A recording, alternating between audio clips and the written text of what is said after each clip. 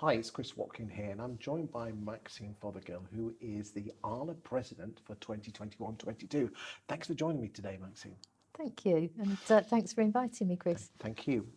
What do you want to achieve as President of ARLA in the next 12 months? Talk to me.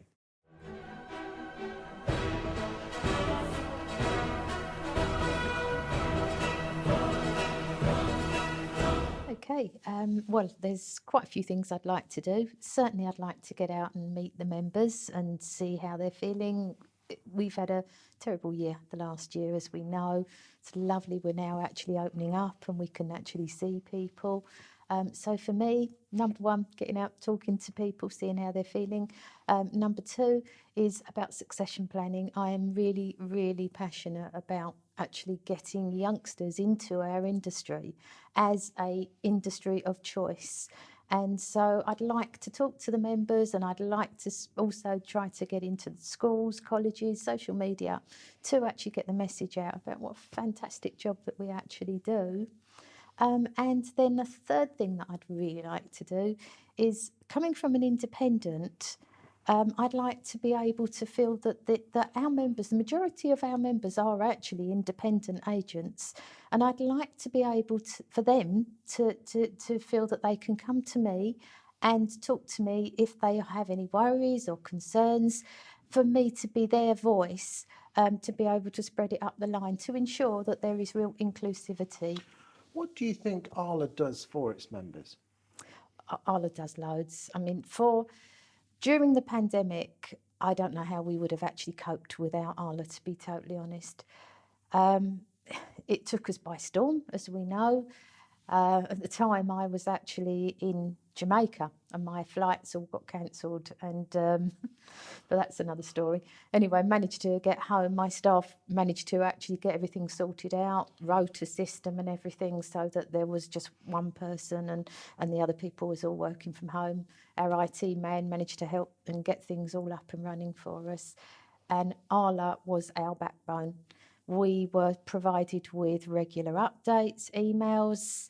The webinars were absolutely fantastic, and personally I couldn't wait for the next one to come along.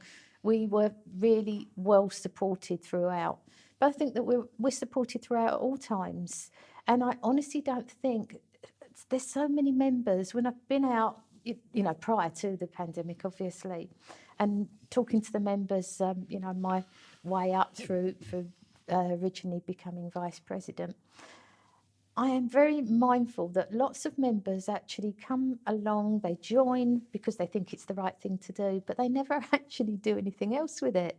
They don't get involved with the surveys, which is really important. We need people to actually come back and tell us the figures on the surveys, what they're actually doing in their organisations, because that goes to government. That actually shapes the whole thing on policy. But also there is a mind of really useful, great information on the website. And I don't think members actually utilise it and use it enough. And I certainly want to start getting out there and saying to people, have you looked at this? Have you done this?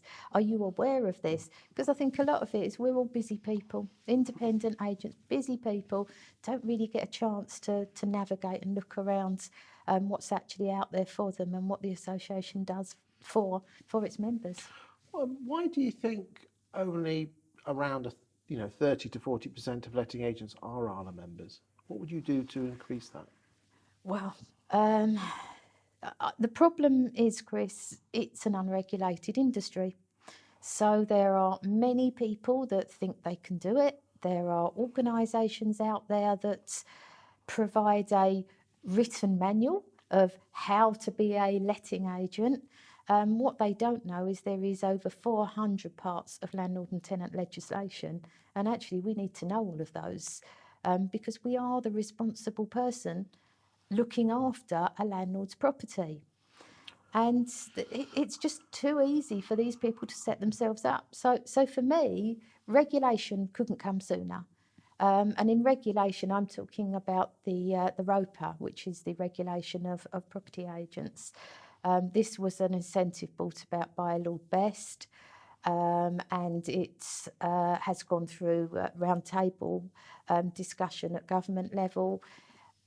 Pandemic's obviously put a delay on that, but I do believe that it will be coming back to the table soon, and for me it couldn't be soon enough. And I believe that ARLA and Propertymark and National Association of Estate Agents played a key vital part in that regulation. So Indeed.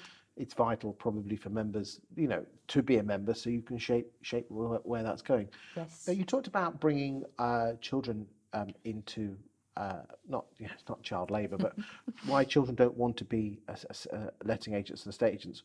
We're going to talk about that in a greater detail in another video, but why do you think that is? Why is that important to you? I think it's an industry which we don't actually shout from the rooftops. It's a fantastic job to get into. There's so many opportunities. You know, you can go into it, and then sky's the limit really. From being a letting agent, estate agent, going right up to being a surveyor, learning all about properties. It's literally a starting point for wherever you really want to be with property. And if you love property, and most people do, that's the truth. Most people love to. Well, we all live in one. You know, we all actually have something to do with property. The British are obsessed with property, aren't they? We are indeed, yes. And so that was your message to people who are not ARLA members. What would you say to any ARLA members who want to make a difference? Is the regional rep the way forward for them? Yes, I believe that going along to a regional meeting, that's really quite important. And the rep's role has changed dramatically, actually. With us, I think they're called execs now, aren't they? They are, yes, they are called regional executives now, in line with NAEA. And instead of them taking more of a backseat and just running the meeting, sort of starting it and ending it, they're going to be far more actively involved.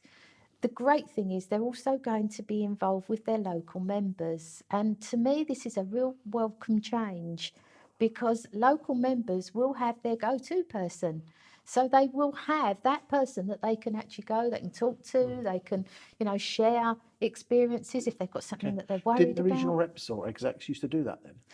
They weren't allowed to actually, due to data restrictions. I don't think that the database was ever able to be actually shared.